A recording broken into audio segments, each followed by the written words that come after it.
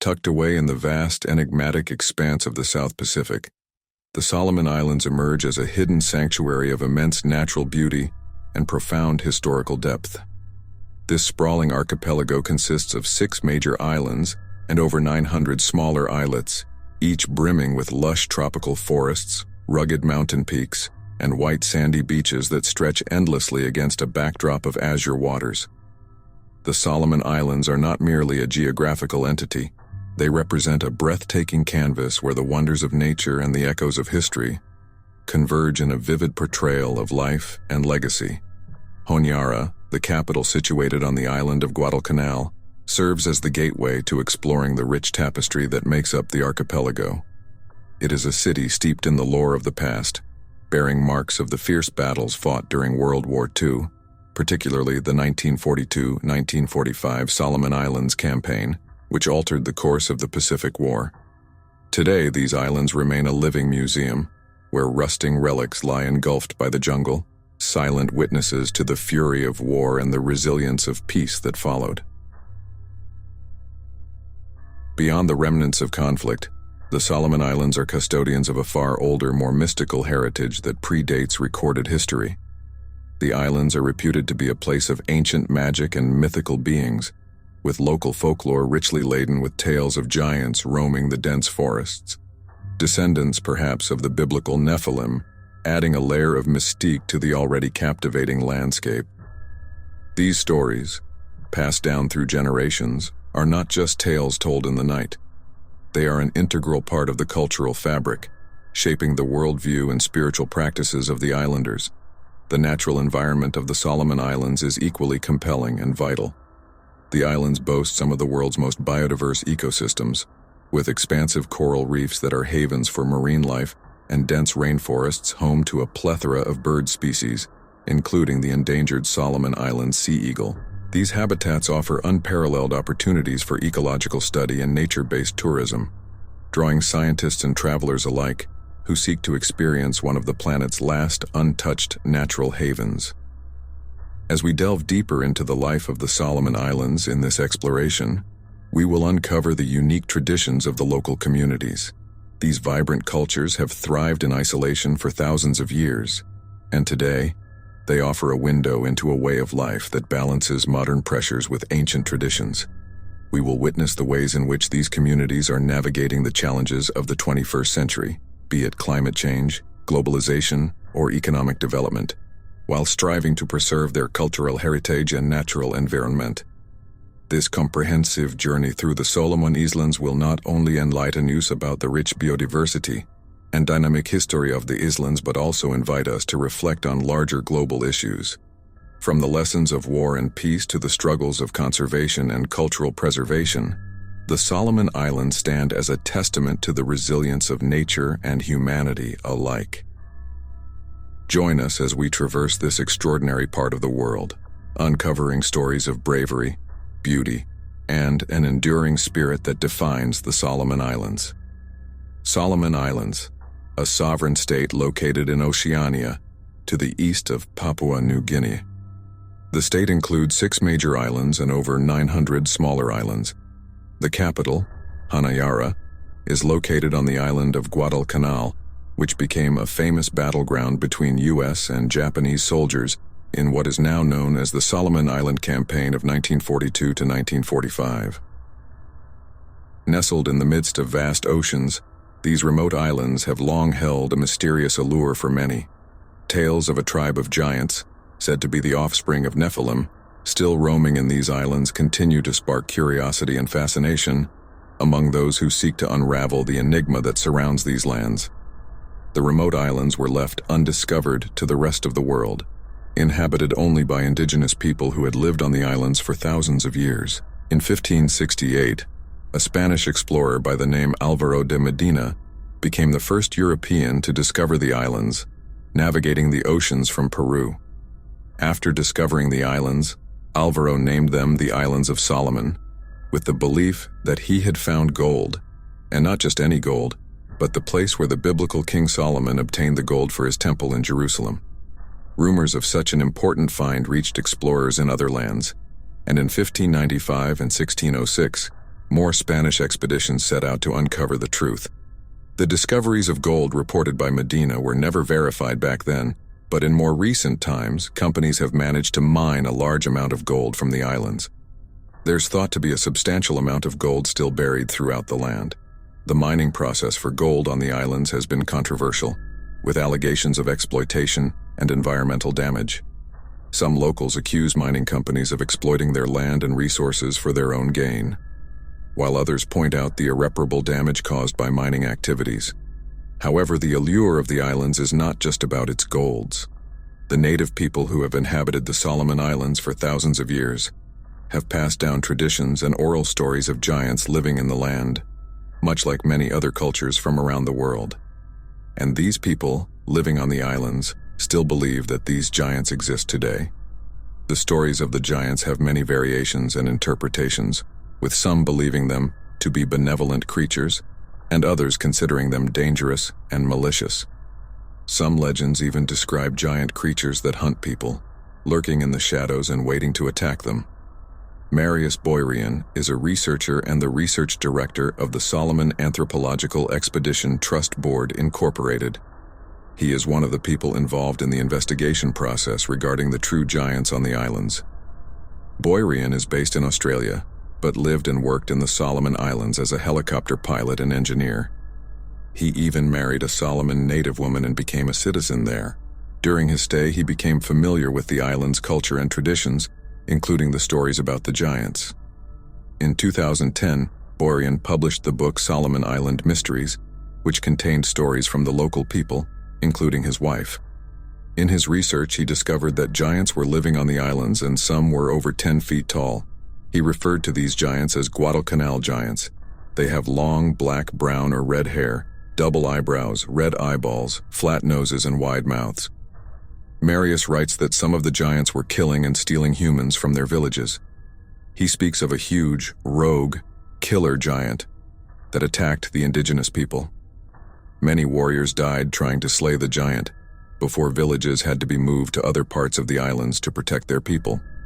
The Solomon Island giants are said to have social structures, and there are possibly thousands of them that inhabit Guadalcanal to this day.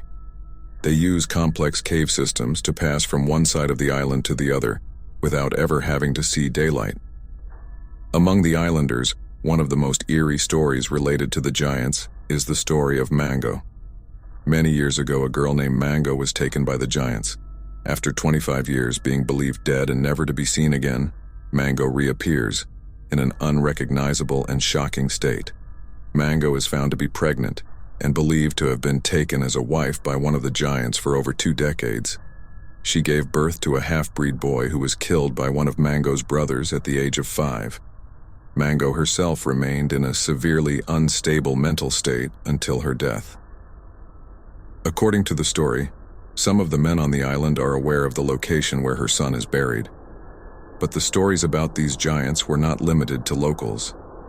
There are also reports that Japanese forces encountered these giants during the Solomon Islands campaign between 1942 and 1945. Japanese and U.S. forces engaged in heavy fighting on the islands, and Japanese soldiers reported seeing creatures around 10 to 15 feet tall, which would sometimes come charging at units of soldiers. The bullets had little effect on them, and soldiers had a hard time sleeping as they could hear their fellow comrades wailing through the night as the giants launched more attacks. The cannibalistic nature of the giants struck fear in the hearts of the Japanese infantry. Although there are skeptics who dismiss these accounts as myth and folklore, the sheer number of testimonies and eyewitness accounts from various sources gives reason to believe that there may be some truth to the legends of the giants of the Solomon Islands. However, concrete information about these mysterious creatures remains scarce, and the legends surrounding them are shrouded in mystery and uncertainty. The idea of giants has been present in many cultures throughout history, from the biblical account of the Nephilim to depictions in ancient architecture and cave writings. The legends about these creatures may be a remnant of the time when fallen angels coexisted with humans, which led to the birth of the Nephilim and the subsequent appearance of giants in various parts of the world. The sheer amount of legends and stories about such beings across cultures suggests that there may be some truth to the idea of fallen angels and their influence on the world. The legend of Solomon Islands giants is only one piece of this larger puzzle. The relationship between giants and pyramids in different cultures is also an interesting topic. Many ancient societies around the world, such as those in Egypt, Iran, Iraq, China, Mexico, and Cambodia, built pyramids, suggesting that something was happening on Earth in those days. Even more intriguing, these cultures all have stories and depictions of giants. It is possible that these societies had contact with each other, and that the giants played an important role in the construction of these pyramids. Let us take, for example, the pyramids in Mexico. Missionaries in New Spain and New Hispanic historians chronicle stories, saying that in ancient times there were giants in the land now known as Mexico. They called them Kinametsin, a term used in Mesoamerican mythology for people of great height. The friars were looking for explanations for the large buildings dedicated to the indigenous gods. According to the Journal of Mexican Archaeology, the evangelists attributed the construction of the largest pyramids, such as that of Cholula, to the giants. The Bible gave the missionaries the idea that the creators of these great buildings could be beings like those described in biblical passages, the Goliath against which David fights, or other stories, where the triumph of a person is enhanced by overcoming individuals superior in size and strength. A story by Friar Andrés de Olmos, famous for his work as a philologist of the indigenous groups, tells that in the palace of the first viceroy of New Spain, Antonio de Mendoza, bones of a human foot were found where each toe measured almost the palm of a hand. Like the Bible story of Noah and the flood, the giants perished in the catastrophe of Athanasia, a great flood in the mountainous area of Tlaxcala. Another ancient megalithic structures that are believed to be built by the giants are the unbelievable structures made from enormous basalt stones in Nan Madol, in the island of Pompeii. The walls are standing as high as 58 feet tall and measuring as much as 17 feet thick. Columns and buildings all made from stone which weigh anywhere from 5 to 50 tons, stacked in the manner which one might construct a log cabin. Astonishingly, it has been estimated that over 750,000 tons of stone were used in the site's construction. The labor and effort needed to build these structures are so massive that it couldn't be done by ordinary humans. It was widely believed that this could have only been built by giants. This was supported by the discovery of Victor Berg, the appointed governor during German rule in the island. When he ventured into Nan Madol in 1907, he stumbled upon a sealed tomb that was believed to contain the remains of Pompeii's ancient rulers. To his surprise, he found skeletal remains that were significantly larger than any he had seen before, indicating the presence of a race of giants standing at 10 feet tall. This discovery led Berg to wonder about the identity of these giant rulers. However, a violent storm that hit the island on the night of his discovery, accompanied by the sound of conch shells and glowing orbs in the sky, left Berg dead the next day, leading the locals to believe that Nan Madol was guarded by supernatural forces. After World War I, Japan took control of Pompeii, and they also began to investigate Nan Madol. According to remaining sources, Japanese scientists discovered that the ruins of Nan Madol, built on top of coral reefs, were just a small part of the puzzle, and that Nan Madol extended deeper into the ocean, forming an entire sunken city. It was here that the Japanese purportedly discovered massive platinum coffins on the ocean floor, which contained the remains of giant humans standing 10 feet tall when broken open. Due to the loss of many Japanese records from the area during World War II, the details of Japan's rule over Pompeii are fragmented. The concept of the return of the Nephilim and their offspring during the last days is an intriguing theme that appears in several Bible prophecies. One of these prophecies is found in Revelation chapter 9, which describes an army of 200 million strange creatures that will bring a plague to the earth, resulting in the death of a third of humanity. The nature and qualities of these beings are unknown, but some theories suggest that they may be some type of descendants of the Nephilim, resurrected to fight in the war of the last days. Another Bible prophecy that supports this theory is found in Luke chapter 21 verse 26, which speaks of people fainting with fear and anxiety due to what will happen on earth in the last days.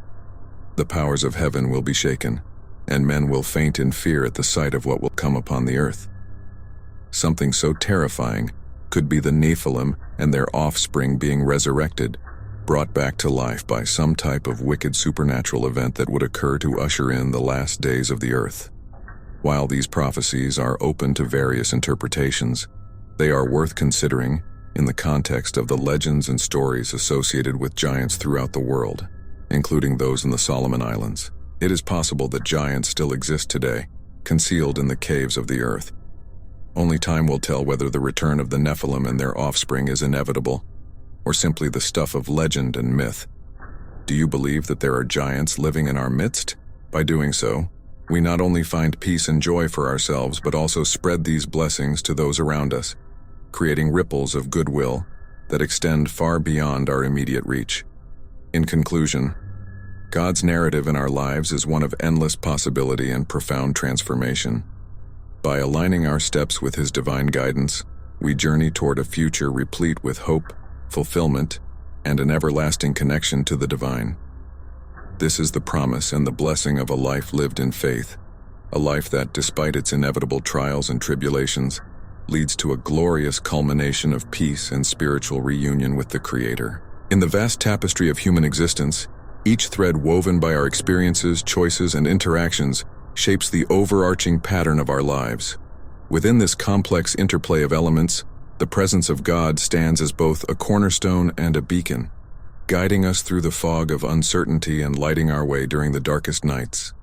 His essence, transcendent yet intimately interwoven with the minutiae of our daily lives, beckons us to seek a deeper understanding and a closer relationship with the divine. God's guidance is not always marked by grand gestures or miraculous interventions. More often, it is found in the quiet whispers of our hearts, the subtle nudges that steer us back on course when we stray, and the gentle comfort we feel when burdened with sorrow. He is the compassionate listener to our silent prayers, and the silent witness to our most private moments of doubt and fear. The lessons He imparts are carved through the experiences we endure and the challenges we overcome. Each hardship we face, each obstacle we surmount, adds depth to our character and wisdom to our souls. This divine curriculum is tailored uniquely to each individual, crafted with precision to teach us virtues such as patience, humility, forgiveness, and resilience. These are not merely abstract qualities, but practical tools that empower us to handle life's complexities with grace and to interact with others with compassion. In embracing God's presence, we are invited to view our lives through a lens of gratitude and purpose. Each day presents new opportunities to witness the beauty of creation, to appreciate the simple joys that dot our existence, and to contribute positively to the world around us. It is through these daily acts of kindness, love, and faith that we truly manifest God's teachings and reflect His love to others. As we continue on our journey, let us hold steadfast in our faith, even when the path seems unclear. Let us trust in the wisdom of God's plan, knowing that each step forward is a step toward greater spiritual enlightenment.